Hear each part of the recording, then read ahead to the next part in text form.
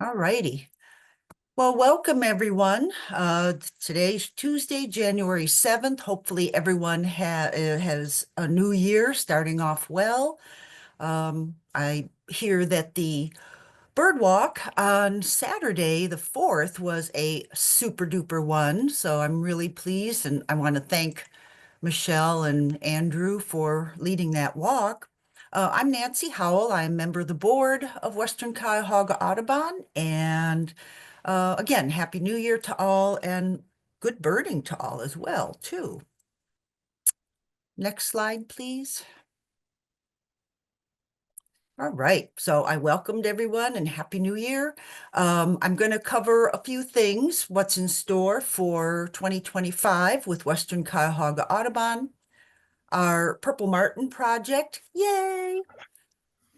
Our Christmas bird count results. These are still preliminary. I still have to make sure I've got the numbers right. And I'll always want to make sure that folks know that they can sign up for our e-newsletter and are kept informed. So next slide, please. Okay, so again, looking ahead to 2025, we're going to continue a lot of our things that we've been doing for a long time because they're very popular, which include our second Saturday bird walks and our Tremont urban bird walks. And of course, we'll toss in a couple of special bird walks throughout the year, just like the one this past Saturday on January 4th. Western Cuyahoga will continue to participate in the Spring Bird Walk series, which in 2025, the last 3 Sundays in April and the first 3 Sundays in May. You can see the dates there, but don't worry about it because it will be coming out in our newsletter. We will continue some evening bird walks, generally May through September. And of course, our Purple Martin project, and that's our speaker tonight, will highlight a lot of information about Purple Martins and how we are going to be able to work and get the birds to us.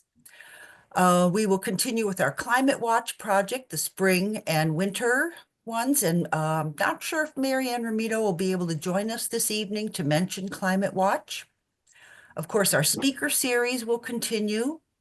We'll continue advocating for bird-friendly reflective surfaces on buildings, particularly downtown, but including your homes. And this is where we need you as members and participants to let us know if you know of a building downtown that is under construction or just even being planned so that we can jump on them right away and say, hey, get those bird-friendly glass and bird-friendly reflective surfaces.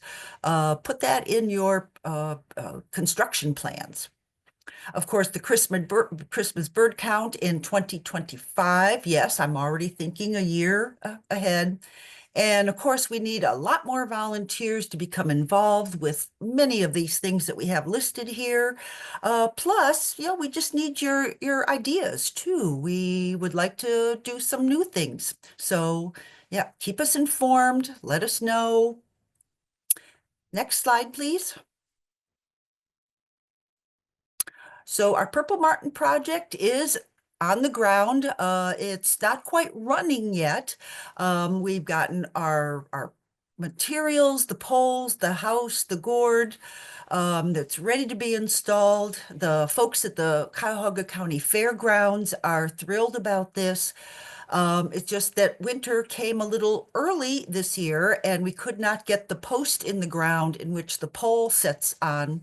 So as soon as the weather breaks this spring, I'm hoping that we will be able to get that post in the ground, get the pole up, boom, by early April. And but the most important thing is we do need volunteers for monitoring the colony, for keeping the colony tidy and clean because, of course, after the birds migrate, they'll have to get everything all cleaned up for the next year. So please contact me. You can see my email there at the bottom, Nancy Howell at WCAudubon.org if you have questions. And of course, we'll have information in our newsletters and our e-newsletters as well, too. Next, please. Just again, preliminary Christmas bird count for this year, or no, last year, 2024, we had 78 species cited on count day.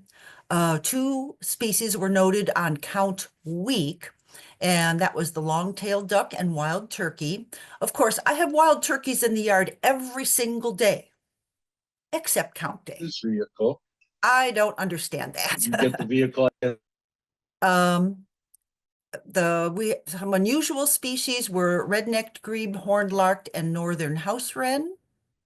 We had over 100 participants, and I jotted down just a few bits of data as to, again, hours that our participants spent on foot, miles on foot, hours in vehicles, miles in vehicles, and we had some nocturnal birding as well. Was somebody asking a question? Thought I heard somebody ask a question. Someone entered the Zoom and I muted them. Oh, okay. It was background noise. All right. Thanks. So, well, again, and our information will come out in a little bit more detail in the newsletter. No, preliminary is going to be in the newsletter, but we'll have information on our website. Next, please. And as I mentioned, please sign up for our electronic newsletter. Comes out once a week through MailChimp. And this has the most recent reminders. You know, we have something that comes up quickly, maybe a letter writing campaign or something like that, or a change in a date or a time. And we want to keep you informed as much as possible. So, and we also like for you to become a member. So that's it for me. Thanks so much for changing those slides, Michelle. And guess who's next? No problem. Hi, everyone. My name is Michelle Brocious. I'm going to be covering the upcoming bird walks as well as how you can connect with us on social media. We had 3 bird walks this month, but one has already happened on January 4th. Now, our next one is the second Saturday bird walk that's coming up this Saturday, the 11th at 9 a.m. We meet at the Rocky River Nature Center between the upper and lower parking lots, and then take a few hours to walk the Nature Center trails. Bill Dunninger, Dave Grasskemper, Ken Gober, and Al Rand are our leaders for that walk. So hope to see you this Saturday. And then we have the 4th Saturday of every month. We have the Tremont Towpath Urban Bird Walk. So this month, that is on January 25th at 9 a.m. We meet at the Towpath Public Parking Lot on Abbey Avenue, just west of the former Sokolowski's University Inn. Nancy Howell and Al Rand are our leaders for that walk.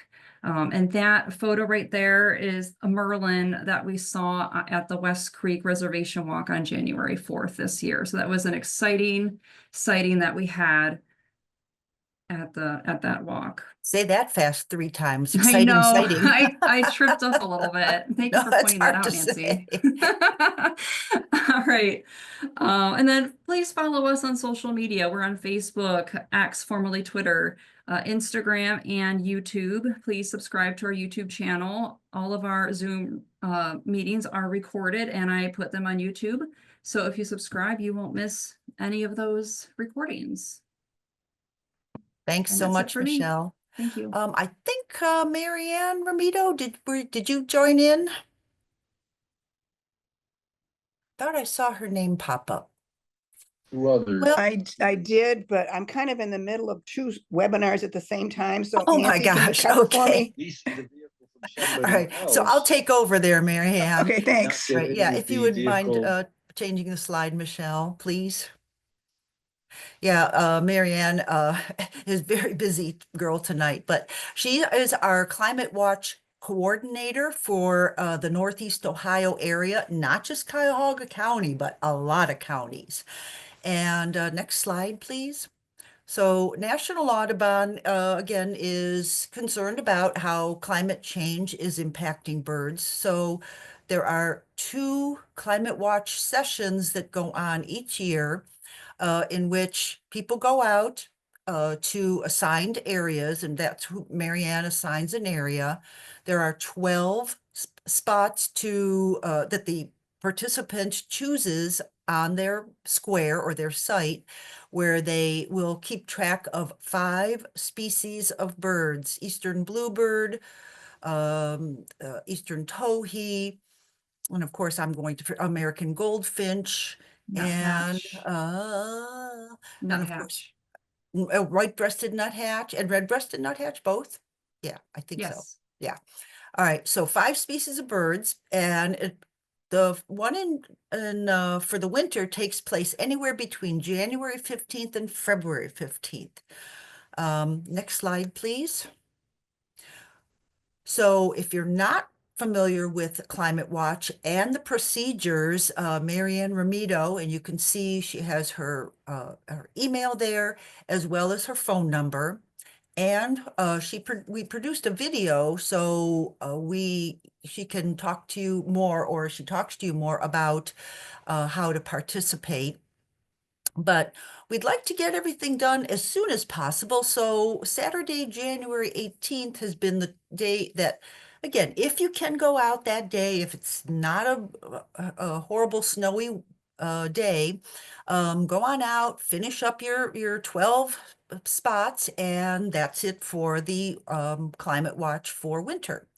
And then in May 15th through June 15th, there's one for the spring, or I call it spring climate watch.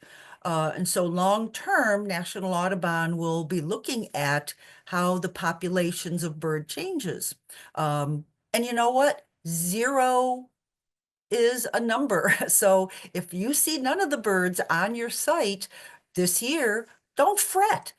Maybe next year you'll have more. Maybe it'll continue to be 0. We'll try to figure out, and then National Audubon will crunch numbers, try to figure out what is happening. Where are these birds? Are they elsewhere?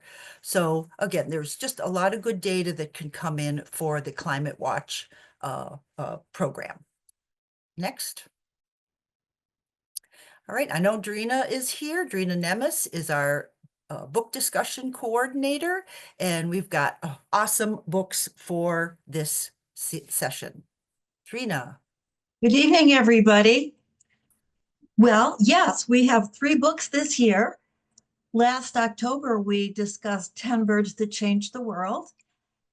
Coming up in 2 weeks from tonight, The Birds That Audubon Missed, Discovery and Desire in the American Wilderness. And then in April, when we're all getting ready to go out birding, we have the big year that goes through a whole year of finding birds all over the world. Next slide, please. And along with the book, The Big Year, we thought we'd also check about the movie. So watch the movie on your own if you'd like. It's a lot of fun. And then we'll discuss both together. Next slide, please. Well, again, coming up just in 2 weeks. This is such a remarkable book. And one thing that's so neat about it is that Ken Kaufman, an accomplished artist, has contributed his own paintings. And what he did was he took those birds that Audubon didn't paint, that he missed on his travels, and Mr. Kaufman then renders these birds, and he tries to do it in Audubon style. And another exceptional, extraordinary artist, David Sibley, he writes, with expertise, empathy, and thoughtful commentary, Kaufman takes a fresh look at the early days of American ornithology, relating it to the common experiences of modern birders, and the history comes alive as never before. And that's how I'm feeling as I'm reading the book. The history is really coming around. Next slide, please. Now, if you're interested, the Audubon magazine has a fantastic interview with Ken Kaufman about this book. Here we see a picture of one of the paintings that Mr. Kaufman did of the snail kite, and that's one bird that Audubon seems to have missed. Next slide, please. Then also, so remarkably, on the Audubon, National Audubon website, you can access all of the plates, all of the paintings of Audubon. And additionally, not only are the paintings there, but all the texts that he wrote for each bird in his volume called Birds of America. It's pretty good reading too. Next slide, please. And then last, I just want to share with you that our friend David Lindo had a wonderful, very conversational interview with Ken Kaufman. It was December 19th, and it is available on the Urban Birder website. And it was a very, very good interview. So thank you, everybody. Hope to see you in 2 weeks and hope you enjoy the book or enjoy any of the interviews. Thanks so much, Drina. And I am in the midst of the book as well, and I will highly recommend it. It is fascinating.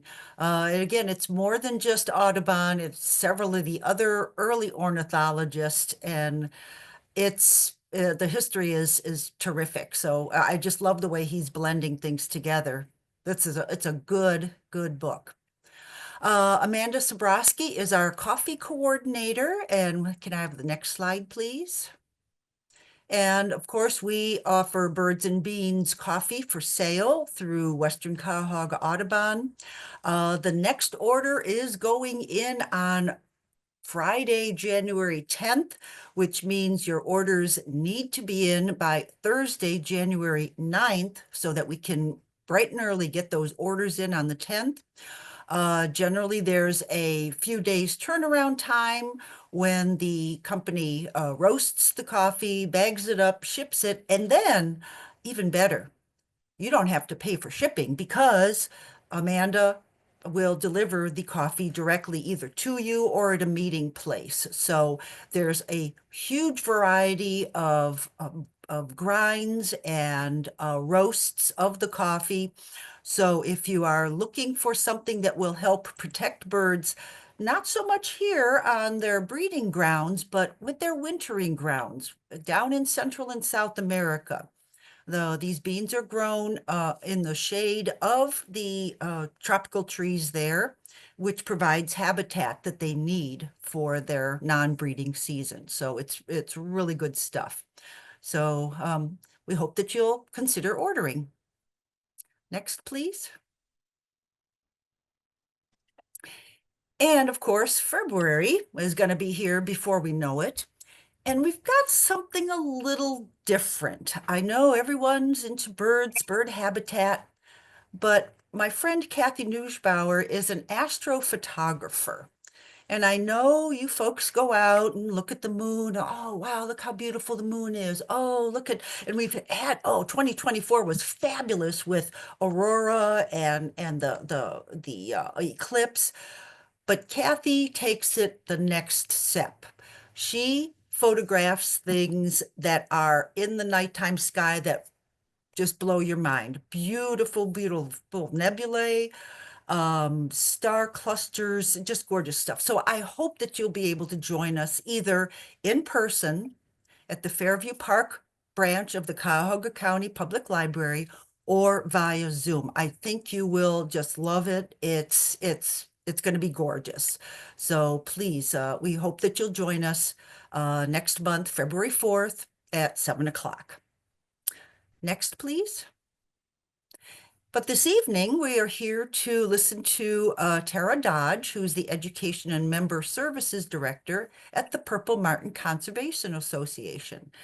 And I will mention that Tara and the Purple Martin Conservation Association has been instrumental in helping our organization select the right products for our Purple Martin project. So I just wanted to give a nod to that. Next, please.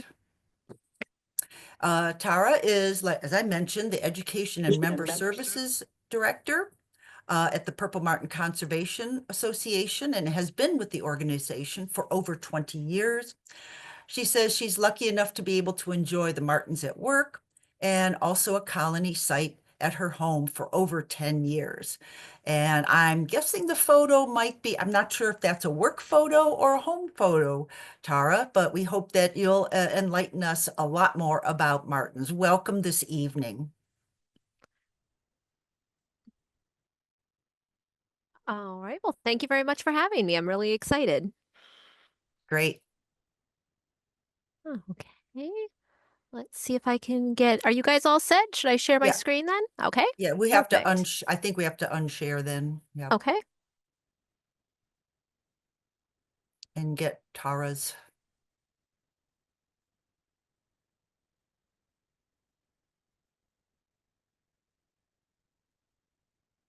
Right. Have you shared your screen, Tara? I think so.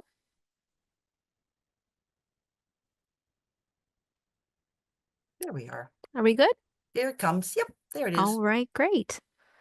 Okay, so if you guys have any questions throughout the program, feel free to jump in, ask any questions if you want, or we can all do questions at the end, whatever you guys prefer. But I'll go ahead and get started. So that picture that you just saw, that is my my personal colony site. So I have a little 6-unit gourd rack. You'll probably see some pictures of it. Throughout the presentation. And it's one of the reasons why I just love having it right outside my back door is because I love photography too. So I get a chance to take some neat pictures. So it's easy for me to just go out and take my camera and sit out there for a while and get some nice pictures of the martins, hopefully. But today I'm going to talk about identifying purple martins, how to attract, and then how to manage them. So, as I'm sure you guys know, purple martins are a member of the swallow family. They are a migratory bird, so they winter in South America and they only breed in the northern hemisphere. So purple martins are actually east of the Rocky Mountains. They're totally dependent on humans for their nesting sites. They are a colonial nester, which means they like to nest in groups. And they're also a secondary cavity nester, which means they're not able to excavate their own cavities. So they have to use a cavity that's already been made for them. Historically, that was in like dead snags, old woodpecker holes in dead snags, or in rocks and crevices. Where are we going here? Oops. Okay, so for identification, purple martins have what's called a delayed plumage maturation. So the adult male is the only one that is actually that full kind of beautiful blue-purple color, both on the front and the back. So they're the most recognizable. So a lot of times when people see their first purple martins, they see those, that went a little fast, they see those adult males. And then sometimes the females aren't quite as noticeable, like many of our songbird species. So we have the adult female and then the 1-year-old birds, which are the subadult females. So sometimes you'll see some, like the ASY, if you see that in any kind of writing, that just means after 2nd year. So that just means that they've returned for their 2nd year to breed, and that's when they have their full plumage. So the females are a little bit darker. Why is that jumping? So the females are a little bit darker. Overall, they still have that same kind of bluish black back on them, but their undertail coverts, so right underneath their tails, have more of a scalloped edge. And then the subadult females, they can be a little bit more brown, very light chested. And then their undertail coverts sometimes have a little bit of pinstriping or can be very white. And then the 2nd year males, the subadult males, will have at least one blue or purple feather on either their underneath their throat, on their chest, or their belly. Sorry about that. Not sure why that's moving.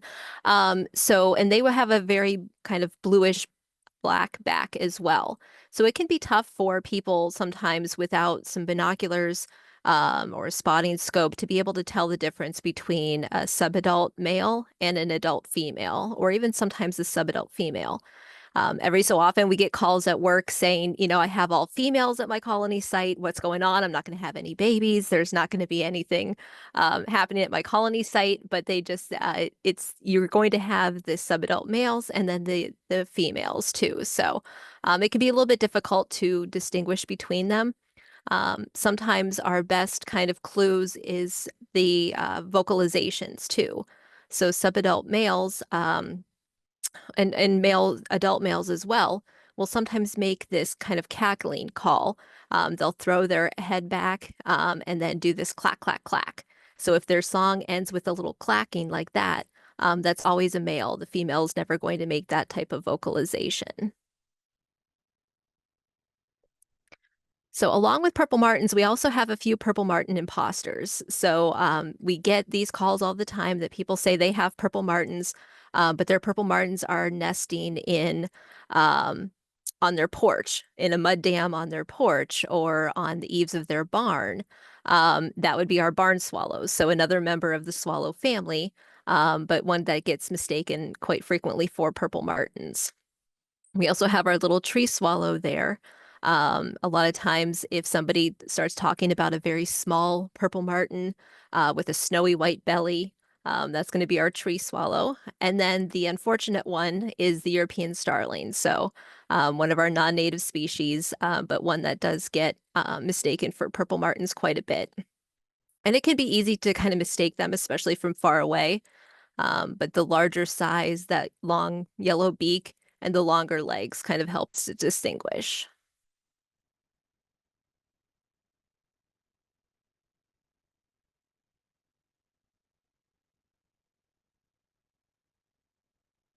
Okay, so purple martins are a migratory species. So they breed in the northern hemisphere and then winter in the southern hemisphere.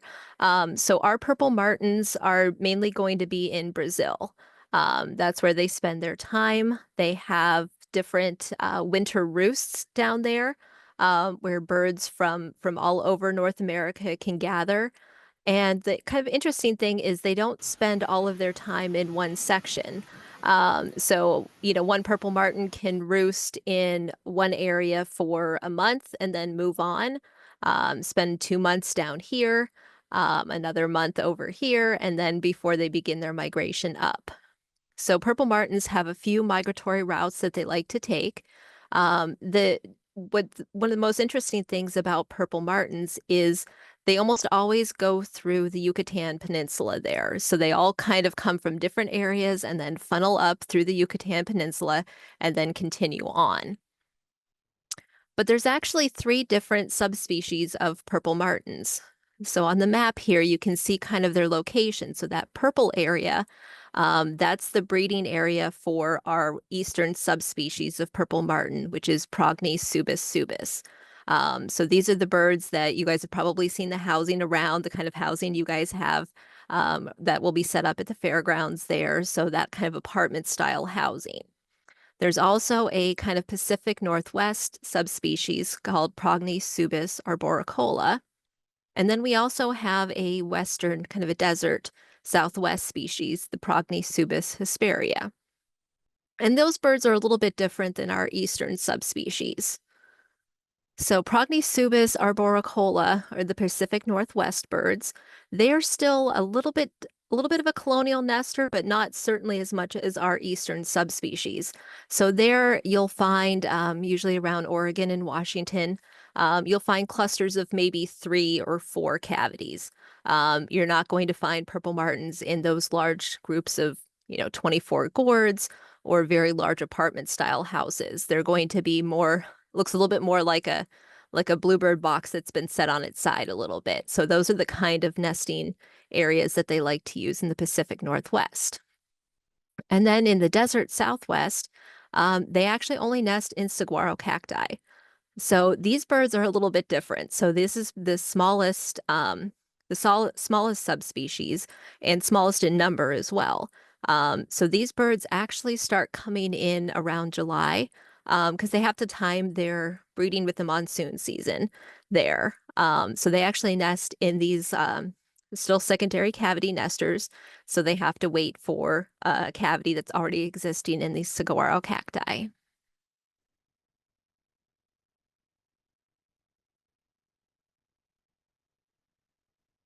Okay, so for diet of purple martins are an aerial insectivore, so they catch all of their insects while flying. Their diet is a wide variety of insects. They like dragonflies, damselflies, moths, houseflies, I'm sorry, horseflies. And then they also like smaller insects that are more of a swarm insect. So they like the flying ants. They'll do some midges. What they don't actually eat that much of are mosquitoes. So I'm not sure if you guys have heard that, purple martins can eat over, 2,000 mosquitoes per day. That was kind of a claim that one of the Martin House manufacturers kind of put out there in the 60s, I believe. But they make a very small percent of the diet, so they're not going to help you kind of take down a mosquito population. Part of the reason is purple martins generally like to feed high in the air during the day when you don't normally find the mosquitoes. So it's not if one flew in its mouth, it would spit it out. It will still eat it, but that doesn't make up a large portion of their diet. So purple martins do not mate for life. So they are considered a monogamous pair during the season, but that's it. So usually they have a different mate each season, and especially the adult males, when they'll find a female, they'll convince her to nest there. She'll usually pick out the nesting cavity. And then once his job is done, once she's there laying her eggs or incubating, a lot of times he'll go out and have kind of extra pair copulations. So if you have a nest of, 6 or 12 cavities and you have 2 adult males and then maybe 6 subadult males, 6 of those younger males, if you do any kind of DNA paternity tests on those eggs, the majority of the fathers are going to be those adult males. So the subadult male just doesn't realize that, and he just takes care of that one nest there. So, and then they'll generally have a different mate the next season when they come back.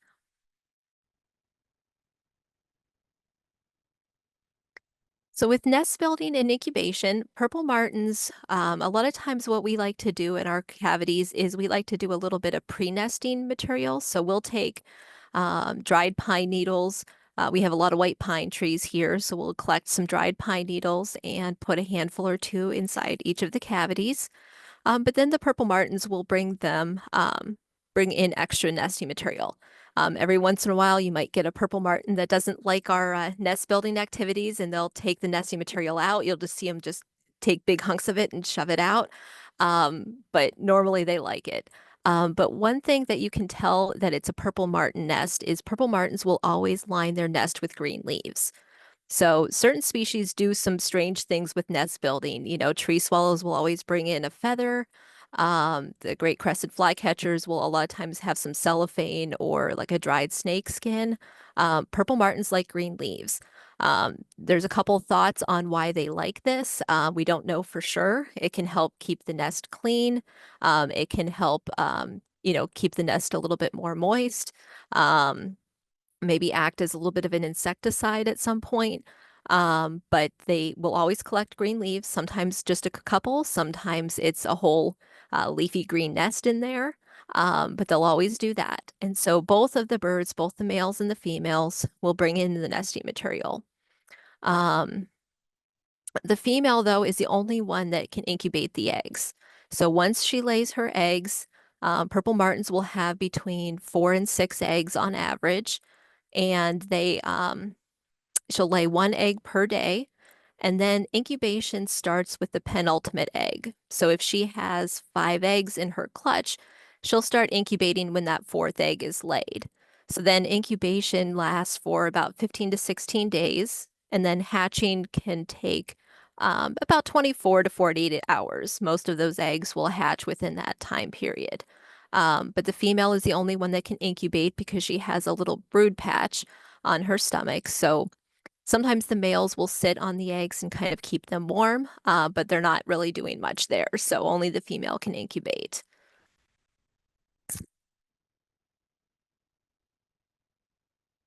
So the nestling phase can last for, 26 to about 30 days.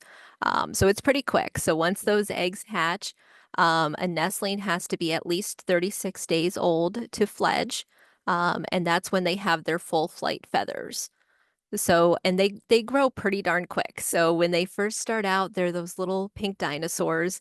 And then they get to that ugly stage, and then they get to the cute stage finally. So when they start kind of popping out some feathers there, that's when they look cute. So that's kind of our favorite stage there. But 26 days is the earliest that they can fledge.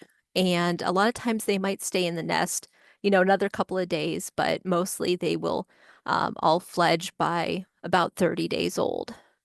And after they fledge, the purple martins will require care for about 1 to 2 weeks. So depends, it can differ with each birds in each season. Generally, they'll come back to that same cavity at night for at least 4 to 5 days. But after that, they leave the colony site.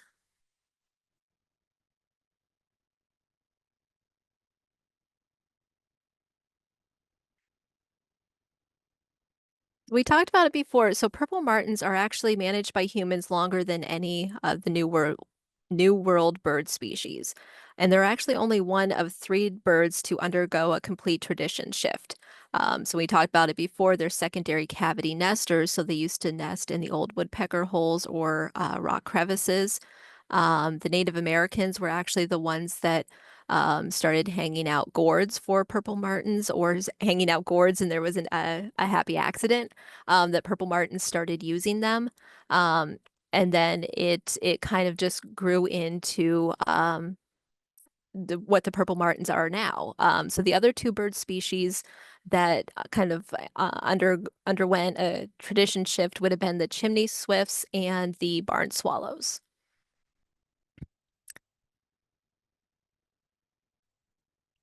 So when the English settlers came, they started also putting up these purple martin houses, and a lot of times they were a lot more ornate. So they were kind of decorated in the same style as their house.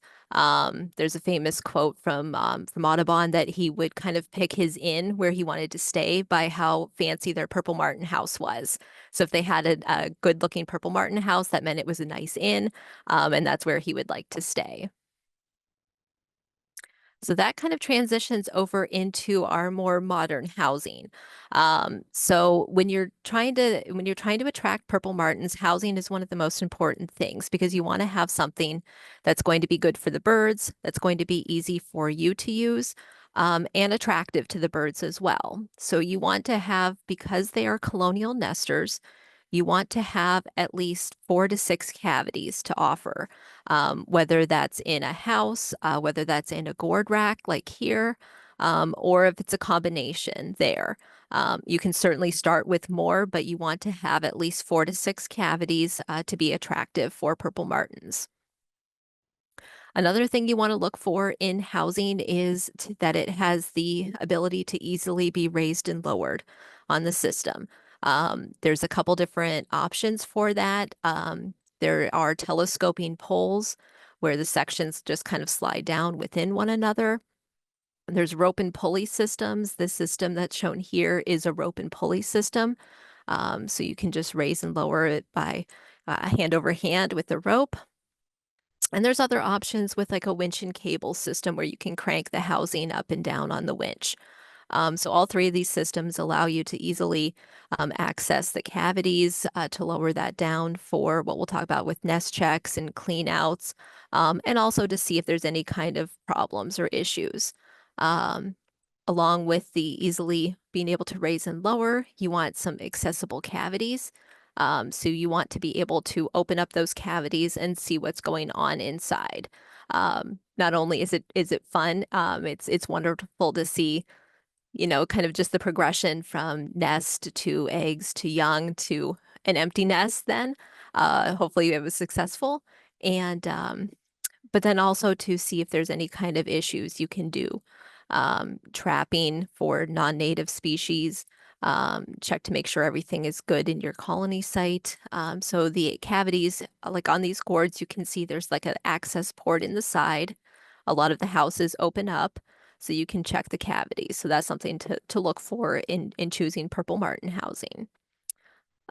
Larger cavities are also preferred. So some of the original martin housing had cavities that are like a 6 by 6 inch cavity, which is the minimum nesting size for purple martins, but the larger styles are better. So you'd have a nice large gourd that's about 10 inches in diameter, or a house that has like a 6 by 12 inch cavity, which just offers more nesting spaces.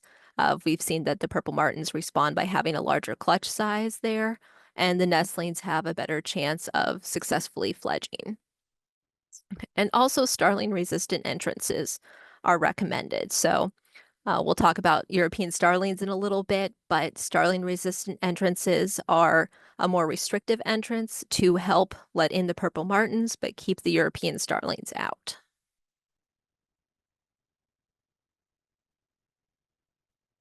Okay, so like with any kind of real estate, it really is all about location, location, location. With purple martin housing, purple martins like to be nesting in like an open location with a nice clear flyway. So you want to have your martin house located in an area that has a clear flyway all around if possible. In the most open location, you want to have it at least 40 to 60 feet away from any tall trees. You don't want any kind of vegetation underneath the housing. And then still, while being in an open location, you want it near, if possible, within about 100 yards of a human dwelling. So it doesn't have to be a house. Like on the fairgrounds, it can be areas where there's a lot of activity. You don't want it out in the middle of a field all by itself. As purple martins, that's not going to give you your best chance to attract purple martins. So that's kind of a standard rule of thumb there. For attracting purple martins are a group nester, so they like to nest with other birds. So that's why it can sometimes be difficult to start a new colony site.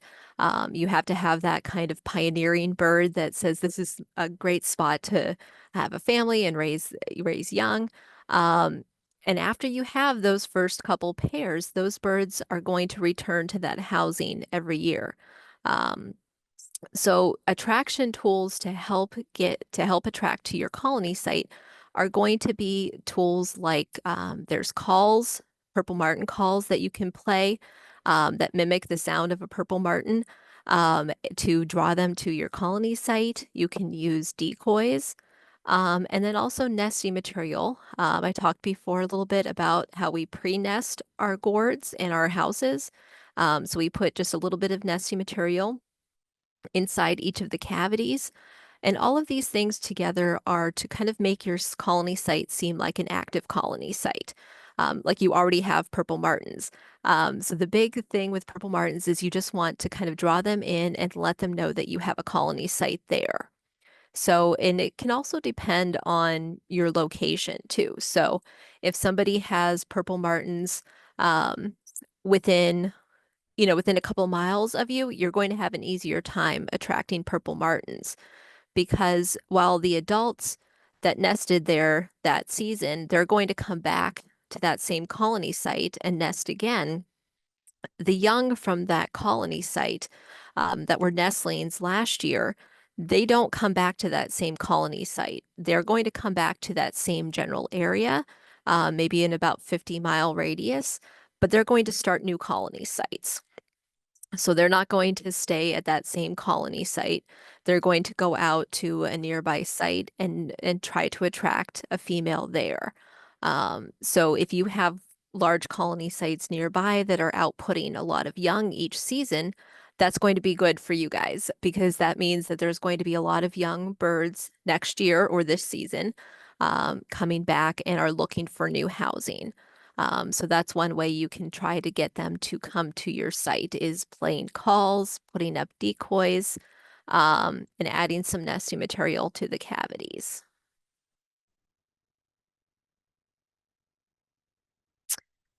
So part of the managing your purple martin colony site is going to be dealing with both native and non-native nest competitors. So here we have two of the cutest competitors, two of my favorites. So we have our tree swallow and we have our eastern bluebird. So both of these species are also cavity nesters, and sometimes they kind of take a liking to the purple martin housing, which would be fine, except for they are not group nesters. So if you have a tree swallow pair or a bluebird pair that takes over one cavity, just one cavity in your martin house, they're going to try to defend the entire house from any purple martins. And so purple martins are probably they are not, let's say, the strongest species. So if they come in and a tree swallow is there, even though the tree swallow is much smaller than the purple martins, they're a bit of a scaredy cat. You know, they're going to go somewhere else if that tree swallow is being very territorial and aggressive, which usually they are. That purple martin is just going to say, "Yeah, forget it, I'll go somewhere easier." So what you want to do if you have these native nest site competitors that try to nest in your purple martin housing, the good thing is that usually these two species nest a little bit earlier than the purple martins do. So you can keep your entrances on your martin housing closed and then offer them an alternate type of housing. So that can be a single unit gourd or a standard bluebird box with your 1.5-inch opening.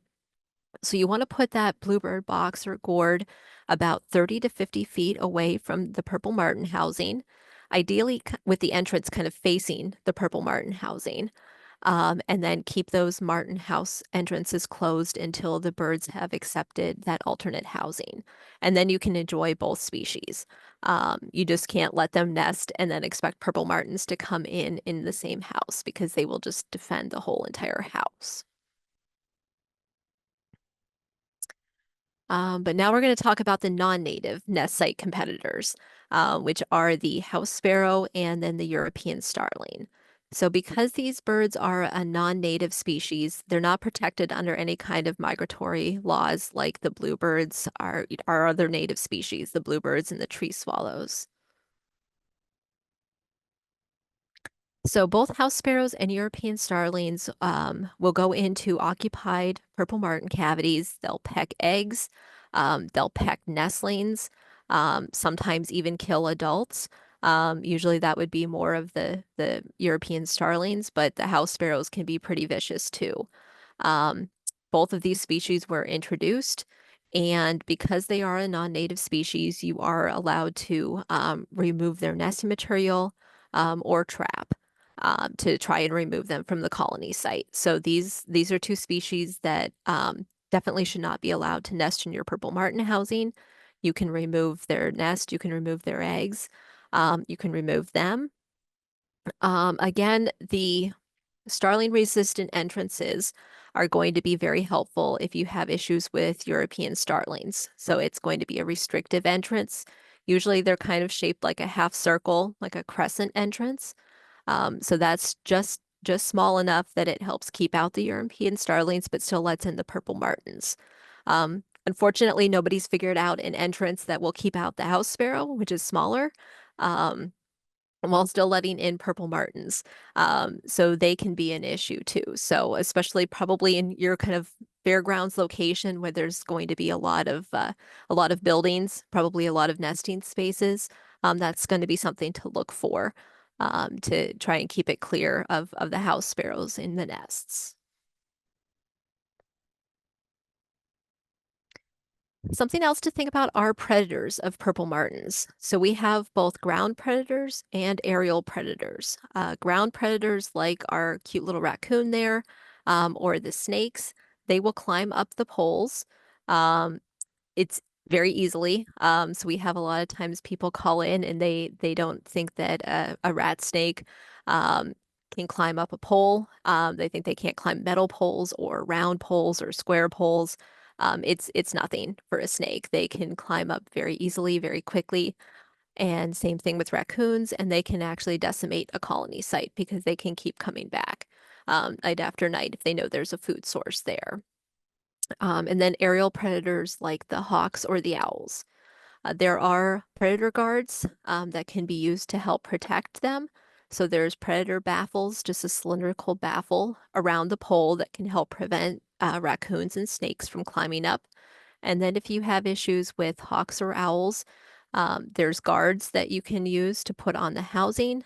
And then for hawks, something that can be used to attract purple martins can also help with hawks, and those are the purple martin decoys. So decoys are something that you could either, easily make yourself. They just have to be in the same similar shape as a purple martin, or they can be purchased. But decoys can actually help kind of distract a hawk. So if you have a decoy or two up on the top of your housing, the hawks are going to come in and they go after the slowest moving bird at the colony site, which is the decoys, giving the real purple martins time to either get out in the air to help evade or to get inside the cavities to help. And we've actually seen this several times on our, we have a live stream nest cam each season where we kind of stream the whole nesting cycle from eggs to fledge. And the amount of times we've have either a Cooper's or a sharp-shinned hawk just come in on the gourds, just chasing them, and then they go after the decoys or they hit the owl guards first. So these kind of things really do help prevent a hawk or an owl attack.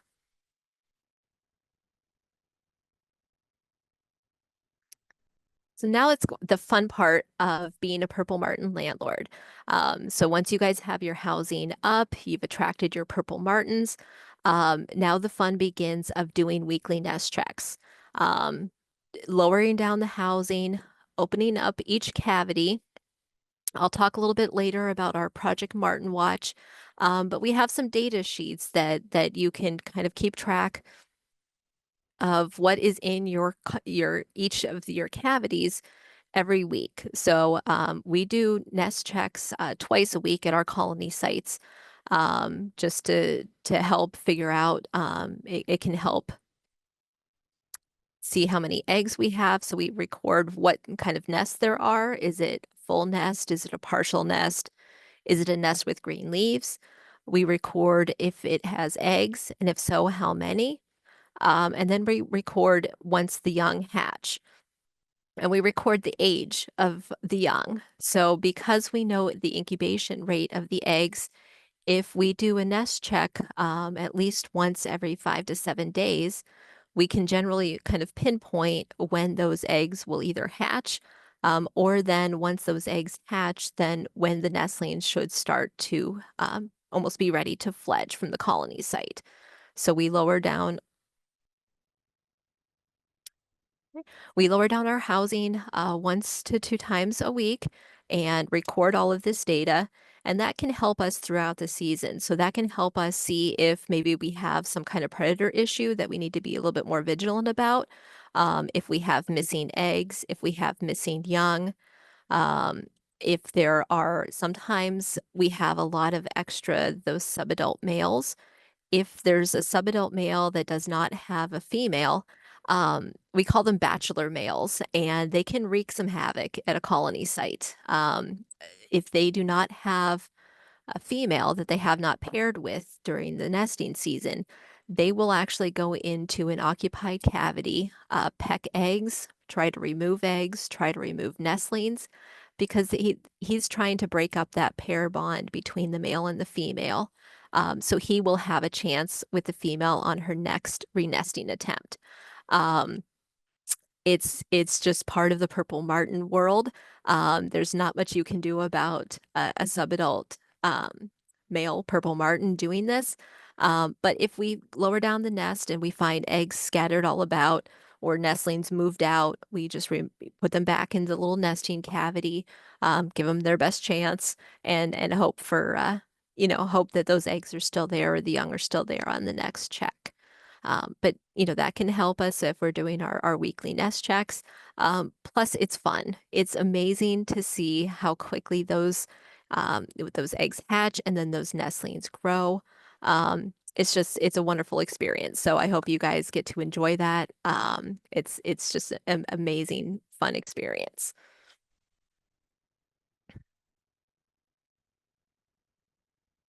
So the PMCA has a few citizen science projects that we run, and these are projects that we've had running for over 20 years. And one of the most interesting ones is our Scout Arrival Study.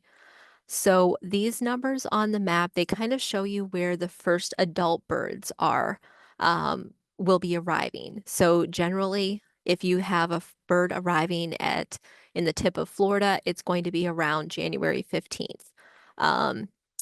In more recent years, it's been a lot earlier than that. We've had our first arrivals usually around the last week of December. This year it was December 30th. We had a few arrivals. That warm push of air was coming into Florida, so we had a lot of arrivals right around the end of the year and the beginning of the year, and it's slowed down now with some colder weather. But anywhere you are in this map, you can kind of look and see these are when the first adult birds are going to start returning. So like in our area, we're up in northwestern Pennsylvania, kind of the same area that you guys are. So our birds will normally start arriving around that first week of April, weather depending. So these are just going to be those first adult birds that are going to come back to the same colony site that they nested at the previous year. So for people that are new that are trying to put up housing this year, you can go ahead and put it up so it's ready on April 1st. There's always a chance you could attract an adult pair. Maybe for some reason their housing is no longer available, or if they had a bad nesting season the previous year, if there was some sort of predation, their eggs didn't hatch, nestlings didn't fledge for whatever reason, then they could abandon their site and be looking for a new site. So you can have your housing up and available and ready, just in case you're able to attract any of the adult pairs.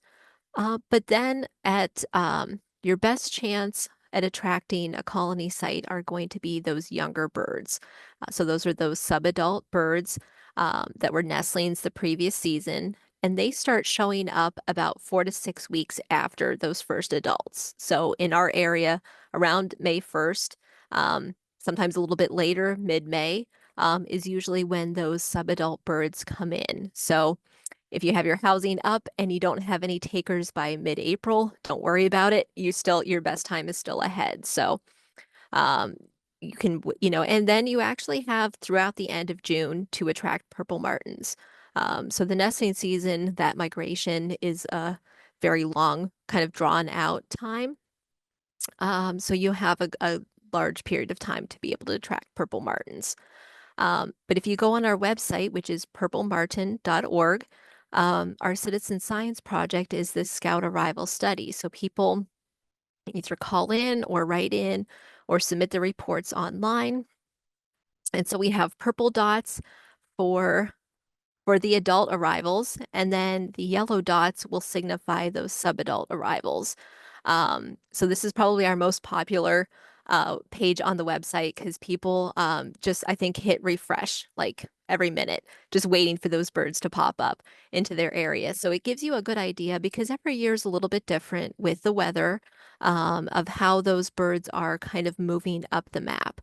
So you can just check and see when they reach the tip of Ohio, they're kind of coming in, maybe another 2 weeks, they'll be up to your area. And then again, for those yellow dots for those subadult birds. So they'll just start moving up the map. If there's a bad weather event, if there's some sort of cold front coming in, there'll be very few dots coming in for maybe a week. And then all of a sudden you'll have some warm southerly winds and that map will just keep filling up. So it's probably one of our most popular pages. People just love it, but it's a good tool for you to kind of figure out when the purple martins are kind of going to be due back that year in your area. So this is a little bit of a sample of our Martin Watch Nest data sheet. So we offer these sheets. They're available for download on our website, or you can always give us a call or send us an email. We'll be happy to send you however many you'd like. But it's just a kind of a good tool to mark down how many cavities you have, and then each time you do a check, you put the date and you put what's inside each cavity. So we have about 200 participants each season. We have a lot more that probably use the sheet but don't send us in the data.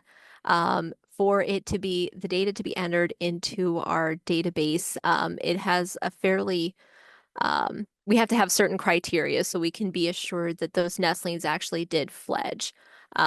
So you have to do continued nest checks from a nest throughout to the fledging, and those little X's you can kind of see on that data sheet, that's an empty cavity. So we need to see that that cavity was empty the last time you checked to make sure that there's no dead young in there, that make sure that everybody did fledge. So this is a great tool for just knowing what's going on at your colony site and keeping track. And then if you have that data, you can send it in to us at the end of the year. It goes into our database. And this is a database that researchers from universities and colleges will contact us and say, hey, my students need a project, or I'm looking at this study, can I have this data? So this is data that we have available for researchers to help. So a third kind of citizen science project we have is Project Martin Roost. So at the end of the nesting season, purple martins will leave their colony site and then they will gather at a migratory roost in the area. Now, the birds could be coming in from maybe 250 miles away, and there are these migratory roosts that are located all over North America. The largest one that you guys have by you is likely I'm going to probably say it wrong, Nimsilla Reservoir, Portage Lakes area. So that's probably going to be the largest roost you have there. We actually had and still have a purple martin roost in Erie, Pennsylvania, located on Presque Isle State Park. Our numbers have kind of ebbed and flowed over the years. There's a very large roost in Long Point, Canada. And I think the Canadians are kind of stealing some of our birds. So we'll have to see if we can get them back.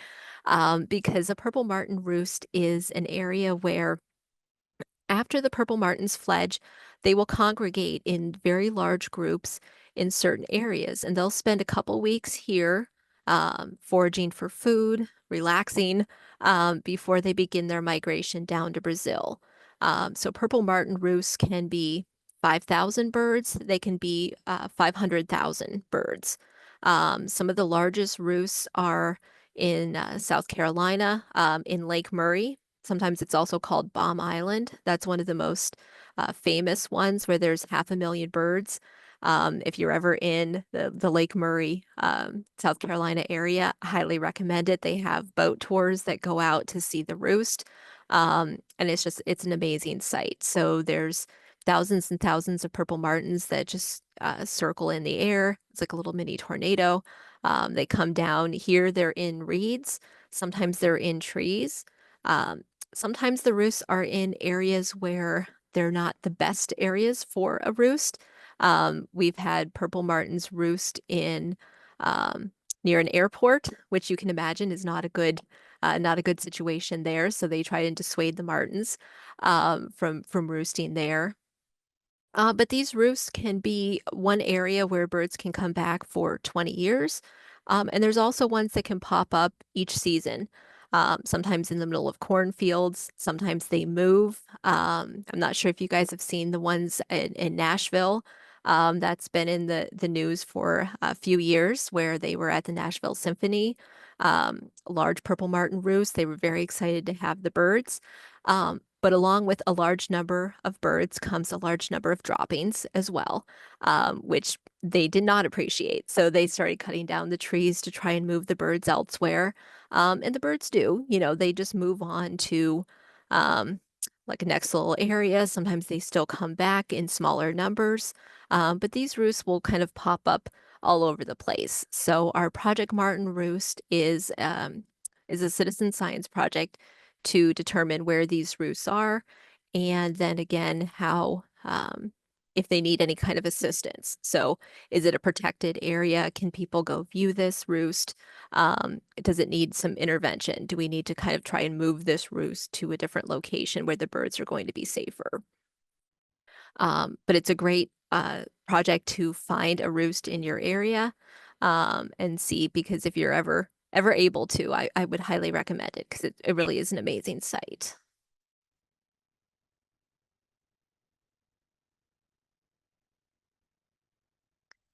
So this kind of just shows kind of the wide area. So some of the birds in your area could come to our roost. Some of the birds in our area could come to one in Portage Lakes.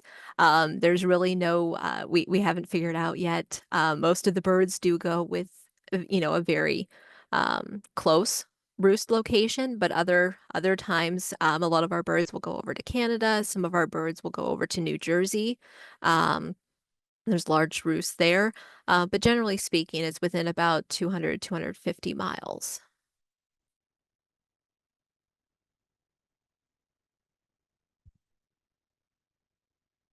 And when they roost in Brazil, when they're down in their wintering grounds in Brazil, they do not breed down there. So they're only down there to they molt. So that's when they molt. They finish their molt into their full plumage. And a lot of times they roost in trees down there.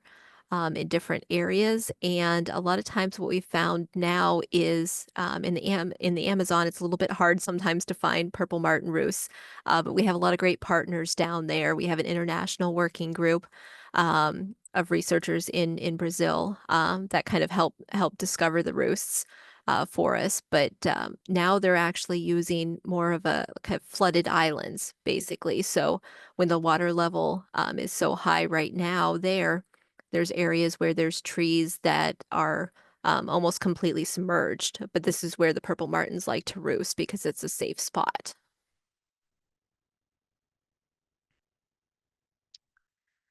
A few of the other things we do at our colony sites, we have a long-ranging banding study. So we band each of the nestlings at our colony sites, and we also band any adults that we're able to capture. So the nestlings we're able to band the nestlings when they reach about 11 or 12 days of age. Any younger, and their legs actually have a little bit too much baby fat, so the bands won't fit. So we have to wait until they slim down a little bit, and then we actually try to band them a little bit before they're 19 days old. You can band them after that, but they get very loud and very scratchy, and the whole colony site. You have one bird. It doesn't hurt. You just put a little band on each leg, but that nestling's just screaming its head off, and then you have birds swooping you, and it's a whole thing. So we try to, 12 days is about the sweet spot for banding purple martins. So we have a federal silver band. It's a little bit hard to see on that picture there, but we have that on one leg. And then we have an auxiliary band on the other leg. And this is mainly for us to be able to easily view these numbers. When the bird's at a colony site, if you have your spotting scope or your binoculars or even a good camera, those silver bands are very difficult to read, but the auxiliary bands make it easy to read. At the end of the season, we submit all of this data to the Bird Banding Laboratory, which is a division of the United States Geological Survey. So we submit that data to them, and that's also available for any kind of researchers. So banding does require a federal license to be able to band purple martins. You have to you have to have a permit for that, and you have to have a good reason for it. So everybody really wants to have their birds banded, but they really are cracking down kind of on who's able to band. But if you have Audubon areas are usually fairly good at finding somebody that is already a local bander. So hopefully if you guys have some nestlings, maybe you can get some somebody that has a permit in Ohio to band your nestlings, because it's wonderful to kind of watch for them next year and see if you can see them around. Or you guys might even have some of our banded birds at your colony site this year. How am I doing on time? Am I still okay, or do we need to? I think we still have time. Okay, We still have okay. quite a few folks that are Okay. staying Okay, tuned, so. okay, good. So I'll just go a little bit over some of the research that we're doing now that's very interesting. So um with banding, that was probably the first kind of research we were able to do with the color banding study. And but you have to have somebody that has the ability to read the band. You have to spot the bird to be able to tell any kind of migratory path. The next, we started with geolocators, which are a little kind of backpack that we put on the birds. And those early versions just gathered light levels. Um, the problem with that, and also with our kind of new GPS data loggers, is we put these little backpacks on the birds in the summer, and the bird travels down to Brazil. Then we actually have to capture that bird the next season when they hopefully come back, and to be able to download that data. But from that, we've been able to figure out their migratory paths. We've been able to figure out where they actually roost in Brazil, and just determine, do they take the same routes from fall to spring migration? They don't. The same bird doesn't take the same route each year, whether that's for their spring or their fall migration. The GPS tags can pinpoint the location much better. So it collects that data, it pinpoints the bird's location. We still have to retrieve it. Some of the new data out there that we're utilizing with our partners are MODIS tags, which are also a tag that we put on the birds. But then there's towers that when the bird flies by, it kind of pings those towers. So we know that that bird was in that location on that date. And also satellite tags. So satellite tags are just the kind of technology for that satellite tag where we can actually track in real time where that bird goes. Satellite tags are finally getting down now where the weight of the tag with the battery, we're able to put it on purple martins, because there's only a certain amount of weight that you're allowed to add to a bird depending on its weight.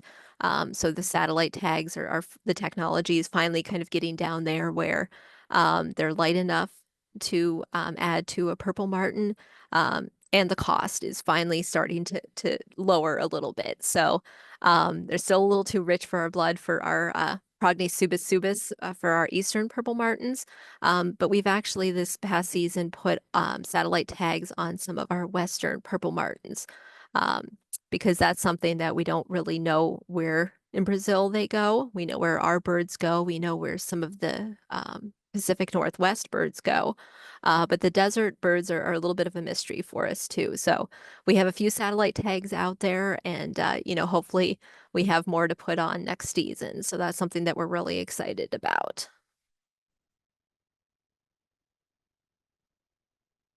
So you can kind of see here, we're putting a little backpack on the purple martins. So it really is like a little backpack. So it goes around each of the legs, and then it kind of nestles in their back. It doesn't harm the bird at all. They can still move their legs. They can still migrate through fine. If we spot it the next season when they come back, it's just a little snip of the string, and we have the GPS data logger, and hopefully are able to download that data and have a million data points to see where their migratory paths were. A lot of times we do take some data from the birds when we're also processing them. So we take the length, we take feather samples from some, we take the length of their legs, all to kind of add to the data subset. The feathers can tell you an amazing amount about the birds. We're doing some studies with Brazil about mercury is a big issue down in Brazil. So the feather isotopes, we're doing some studies with the feather isotopes to see kind of levels of mercury where these birds were. So we'll take some feather samples at the same time too. So there's a lot of information that we're still learning about purple martins. Okay, and any questions? Yes, a couple questions have Sure. come in on the Sure. chat. Let me see if I can see those too. Ooh, let me see.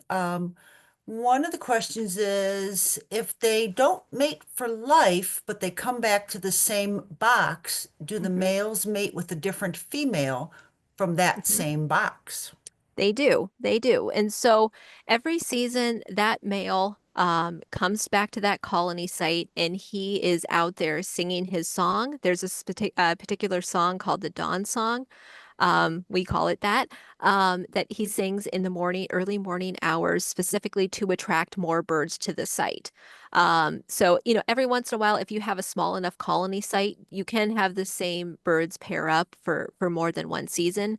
But that's just kind of happenstance. Normally, they mate with a different female each time because they're trying to draw more and more birds in. Males also have a slightly longer life expectancy than the females.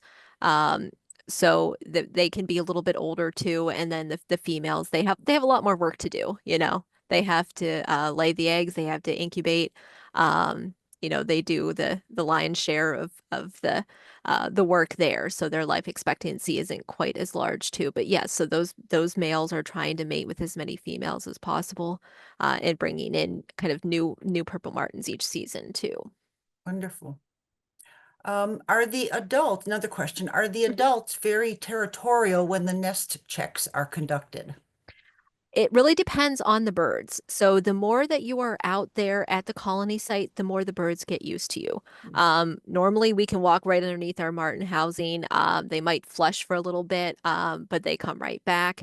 But then you have those individual birds where it doesn't matter. And like if we're doing a nest check, or especially if we're trying to trap a certain bird, where we have to stand under the nest, the housing for a long time until that bird finally decides to come back. But they'll do something called strifing. So they'll fly right at you. Sometimes they'll make eye contact with you even, and then just kind of squawk you and just swoop right over your head. Those are the birds that are going to do that every single time. Most of them don't. Most of them just fly to a nearby wire. They might give off a few choice calls. I'm glad I don't know purple martin language because it's probably not pleasant. They'll start yelling a little bit, but then the minute you raise that house back up, they're back in. They're checking it out. They're, trying to peer in all the cavities, see what you did. But then they're right back to feeding. So you do have a few males, especially that can be territorial. But it's nothing to worry about. They're not going to hit you. It's actually kind of really fun to just kind of watch them come in, and they'll give us good squawk right when they kind of try and come right over your head. That's good to know, just Mhm. in case we Yeah. get volunteers that are like, well, I don't know Yeah. about that. Nope, they won't hit you. Yeah. They won't hit you, I promise. Yeah, and just to let our folks that are joining us, if you're considering volunteering, just want to let you know that the items that we've purchased, there are starling resistant openings, there's predator guard. Yep. We tried to cover as many Yep. bases as possible.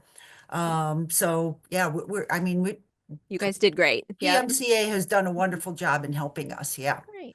Another question is, why would a roost of upwards of 75,000 martins abandon the site after using it for years and years? Sure. So another reason why we're not sure. So that actually happened with that very large roost that I was talking about in Lake Murray, or Baum Island, sometimes it's called.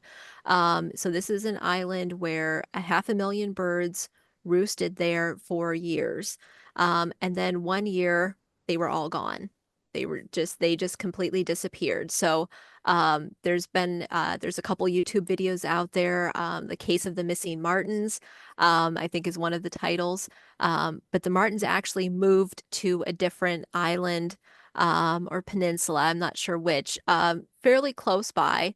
But there were absolutely no birds on Bob Island. They weren't sure if somebody had scared them off. It was an important bird area, so people weren't allowed to land on the island during the roosting time. That doesn't mean it didn't happen, but that's a lot of birds to move. So we're still not sure exactly why they did, but then the following year after that, there were a few birds that did roost on Lake Murray.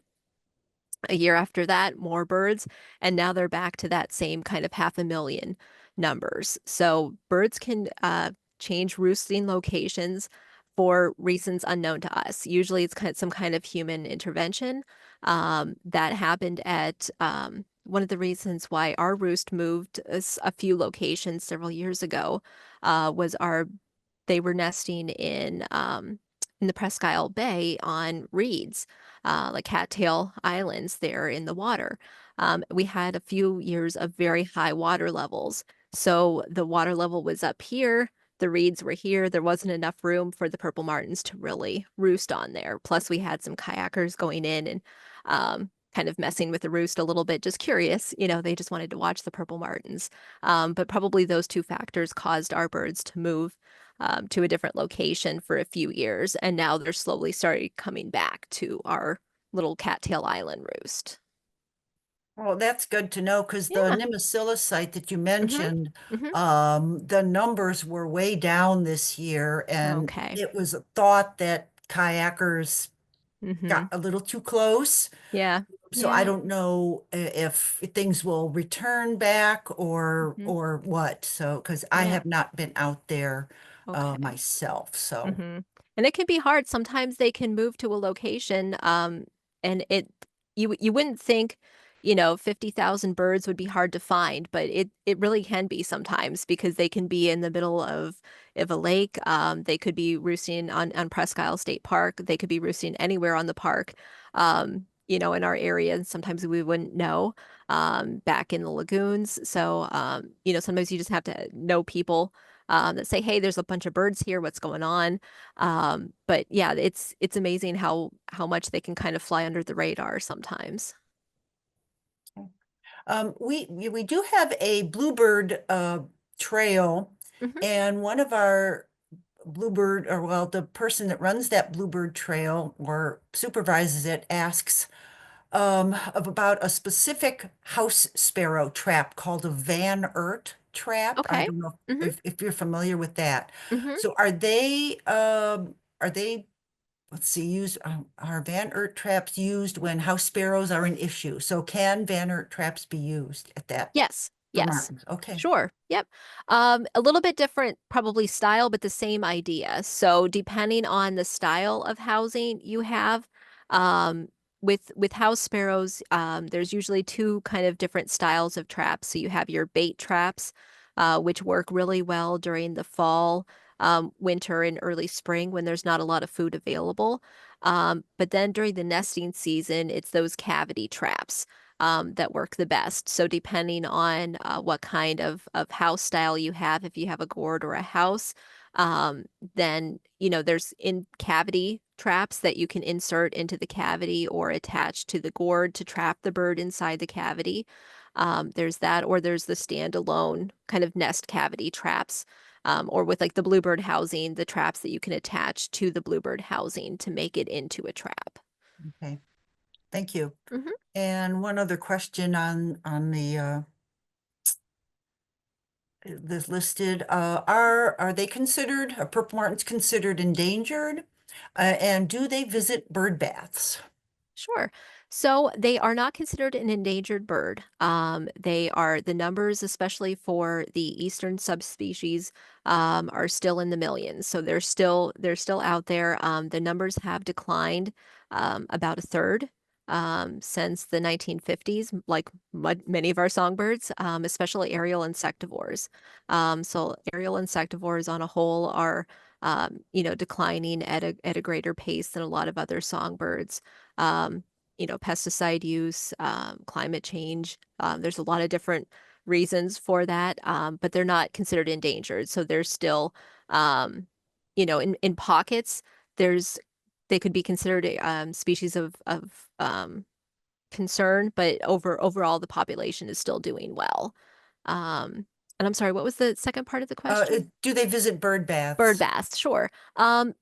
Rarely. So if you have a pond, or a pool, they might visit that. So purple martins, will kind of do what they call splash bathing. That's how they drink.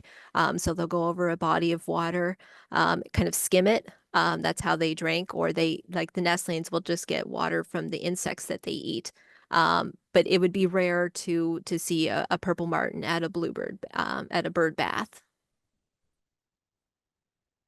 All right, and I don't see any more questions there, but I jotted down too. Sure. Will subadult males breed? Yes. Yep. Yes, So both okay. the subadult males and the subadult females, both of them will breed. If they can find a mate, the subadult females will almost always find a mate. Subadult males, it seems like there's always some extras hanging around, but if they're able to find a mate, they'll certainly breed that season. All righty. And for nest checks, what's the best time of the day that you find that nest checks Sure. can be done? Sure. There's a pretty wide range. So the only time you want to try to avoid doing a nest check is like the early morning hours. If you have females that are still egg laying, because that's usually when they lay their eggs is generally in the early morning hours. But then anytime from 9 o'clock on, and then up until kind of early evening, I would stop. Don't do it closer to evening, but anytime throughout the afternoon would be fine. Think about the heat of the day for your nest, for your volunteers too. So a lot of times, sometimes we'll try to, in July, we'll try and get our nest checks done around 10 o'clock. That seems like a good time that the birds are there. And don't worry about lowering down the housing. So I know that's one thing that people get very concerned about. Especially the birds, if there's any birds inside, they're going to flush. They'll stay in the same general area. They're not going to abandon the site. If you're checking the nest, if you pick up a nestling and move it back, the parents aren't going to know that you touched that nestling. They're still going to come back and feed. So there's never been any kind of site abandonment due to a nest check. And do you invite like guests to come and watch the nest checks, especially when the chicks are maybe a little older? Sure. Do you do that kind of stuff? We don't have really publicized nest checks like that because we never really know what time we're going to do a check. It's always kind of weather dependent. But if anybody was ever wanted to come and visit, we could certainly set something up like that.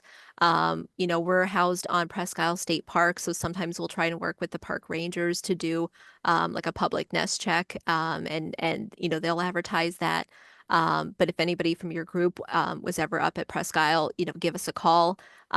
There's usually a day when we're out there doing a nest check or doing something at the colony site, and we would certainly be happy, anybody can come and join a nest check. Yeah, because we're considering, of course, this is an educational type thing Mhm. as well, Mhm. but having maybe the fairgrounds staff board, Mhm. some of our members, having Oh, something great. special Sure. at certain times, but Yeah. Well, we would love that. we probably have to have it people sign up, and then Mhm. should we change because of weather or something Mhm. else, we would Sure. let folks know. So I Oh, mean, yeah. I was just thinking, Yeah. I don't want everybody crowding around one little box, but if people step back a little bit, and then the birds Oh, can be sure. seen a little bit easier. Yeah, Yeah, okay. no, that would be perfect. We would love that. Anytime you guys want to do that, just let us know and we can set up a time. Public nest checks, and you can have a fairly large group of people because we try to have the cavities lowered for about 20 to 25 minutes. That's usually Okay. kind of, how we like to do that. But we have a bunch of we have a bunch of houses too. So we have gourds, and usually we have some interns too. So we can have a lot of people doing checks at one time. So, if you have a big group, that would be fine too. Certainly, we'd be excited to do that. Yeah, this is great. Yeah. I love those cute little, look at those I cute little know, I chicks. know. Look at there. Little pink dinosaurs. So cute, but so ugly. So Yes, cute. Yeah. exactly. Yep.